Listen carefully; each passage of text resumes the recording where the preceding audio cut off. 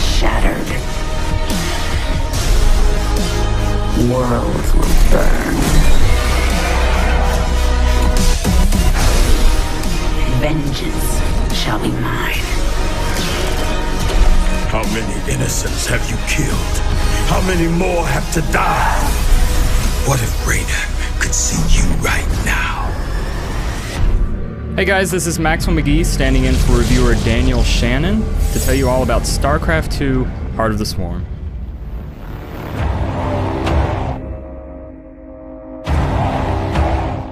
In Starcraft 2: Heart of the Swarm, we finally get to hear the Zerg side of the story.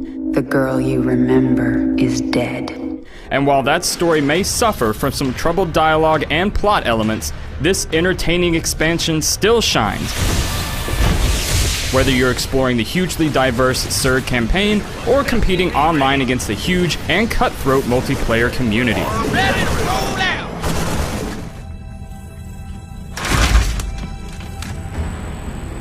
One great reason to pick up the Heart of the Swarm expansion is its entertaining single-player campaign, which introduces 20 diverse missions. At one point, you infiltrate a Protoss ship with a parasitic larvae. In another, you spread the living ooze known as Creep to wake up dormant nests that can shoot down Dominion ships. Other highlights include commanding a battlecruiser, facing a series of rivals in a boss battle of sorts, and playing a battle arena mission where you march on a Dominion base. The variety is stupendous.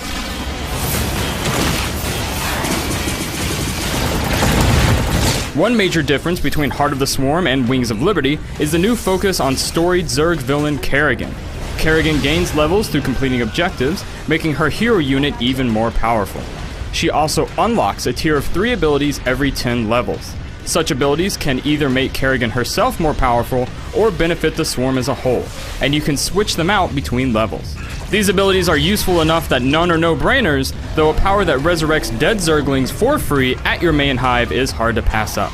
Most Zerg units also gain 3 unique mutations that can be switched out between levels, allowing you to build an army that caters to your playstyle. Another great feature relates to research. You can develop new strains of various Zerg units, but special evolution missions allow you to test both possible strains before you decide how to evolve.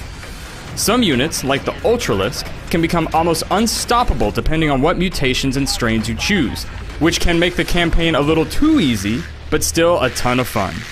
Unfortunately, while the campaign is terrific, much of the writing ranges from mediocre to comedically bad.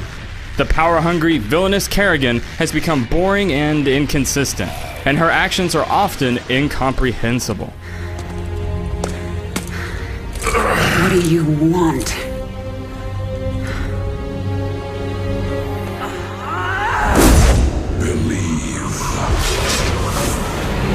Of course, you might be coming to Heart of the Swarm for the terrific competitive play. It's a little disappointing that there are only a handful of new units to play with, and that some of them are variations of existing units, but they are still fun to play with. The Terran Hellbat makes it a blast to burn Zerglings, and the Protoss Mothership Core can teleport units to various bases, which is useful for fending off ground assaults. The Zerg Swarm Host can burrow in the ground and release locusts, and it is handy for hit-and-run attacks. The new Zerg units are deadly in the hands of a skilled micromanager, though mere mortals might have more trouble. That's particularly true against groups of Protoss air superiority units, which are currently a bit overpowered.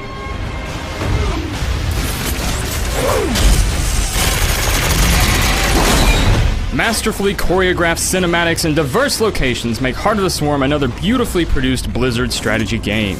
There are plenty of small details that breathe life into these worlds, and the sound work, including the voice acting, is uniformly outstanding. Unsurprisingly, Heart of the Swarm doesn't innovate, and modern elements seen in other strategy games, such as Company of Heroes contextual dialogue, haven't made their way here. Heart of the Swarm is a safe expansion, but it's extremely fun and well executed. And it makes taking control of the weird and creepy Zerg well worth the investment. Navigation online. Destination Zerg space. Confirm. Confirmed.